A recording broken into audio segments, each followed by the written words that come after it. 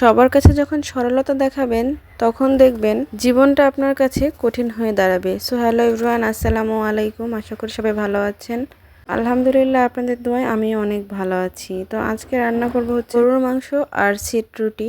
কড়াইয়ের গরম তেলে এলাচ, দারচিনি, তেজপাতা দিয়ে দিলাম, তারপরে পেঁয়াজ দিলাম। পেঁয়াজটা সুন্দর করে ভেজে নিয়ে একটু আদা বাটা দিলাম। আদা বাটাটা একটু ভাজা হয়েছে, এখন হচ্ছে একটু পানি দিয়ে দিলাম। সব গুঁড়া মশলাগুলো দিয়ে দিব। এখন দিলাম লবণ, হলুদের গুঁড়ো, মরিচের গুঁড়ো, একটু ধনিয়ার গুঁড়ো। তো এখন ভালো করে মশলাটা কষিয়ে নেব কিছুক্ষণ।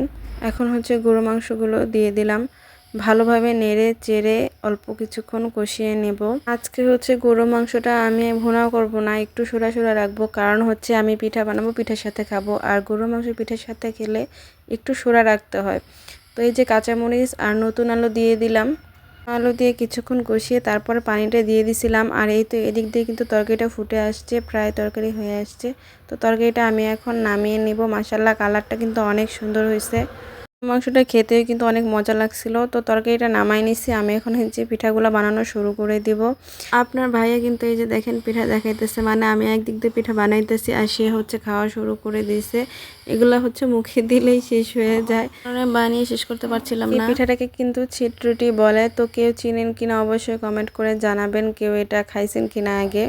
তো এটা এইভাবে হাতের সাহায্যে ছিটিয়ে ছিটিয়ে বানাতে হয়, এর জন্য এটাকে ছিটরুটি বলা হয়। চিতই পিঠা যেমন মানে মাংস দিয়ে খেতে মজা লাগে, এই পিঠাটাও কিন্তু মাংসর সব আইটেম দিয়ে খেতে মজা লাগে। আমি শুরুতে একটা কথা বলছিলাম, মানে আপনি যত বেশি সরল হবেন মানুষের কাছে কিন্তু আপনার মূল্য দাম ততই কমে যাবে। কারণ সরল পেলে মানুষ মানে তাকে এমন অবস্থা করে তার বলা সম্ভব না। কারণ যে যত সরল দুনিয়াতে তার মানে মানিয়ে গুছিয়ে চলা সবচেয়ে কঠিন হয়ে দাঁড়ায়। কারণ আপনার সরলতার সুযোগ নিয়ে মানুষ আপনার সাথে, আপনি সরল ভেবে আপনাকে যে যাই বলবে আপনি তো সেটাই করবেন, কারণ আপনার মনে তো সরলতা, আপনার মনে তো এত কিছু বোঝার মতো ক্ষমতা নাই। আর সেই সুযোগটাই মানুষ ব্যবহার করবে। তো এদিক দিয়ে গল্প করতে করতে আমার অনেকগুলো যে চিত্রটি হয়ে গেছে। তো এখন আমি সবাইকে খেতে দিয়ে দেবো দুপুরবেলা। তো ওদিক দিয়ে যেহেতু তরকারিটাও হয়ে গেছে, এখন আমি তরকারিটা বেড়ে নিলাম। এখন সবাইকে খেতে দিয়ে দেব টেবিলে। মাংসের তরকারিটা দেখেন মাশাআল্লাহ, কালারটা খুবই সুন্দর হয়েছে। আর নতুন আলু দিছিলাম, আলুটা খেতেও মজা লাগছিল। আর এই তো এদিক দিয়ে সাথে একটু সালাদও করছিলাম। আমার ভিডিওগুলা যাদের কাছে ভালো লাগে অবশ্যই আমার পাশে থাকবেন সব সময়। আর এই তো সবাইকে এখন খাবারগুলো দিয়ে দিচ্ছি। আগে বাচ্চারা বসছে, তারপরে আমরা খাবো।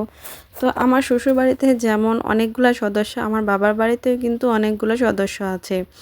মানে আমি কিন্তু একটা জয়েন্ট ফ্যামিলির থেকে আরেকটা জয়েন্ট ফ্যামিলিতে যেয়ে পড়ছি। তো ভালো থাকবেন সবাই, আজকে এ পর্যন্তই। খোদা হাফেজ।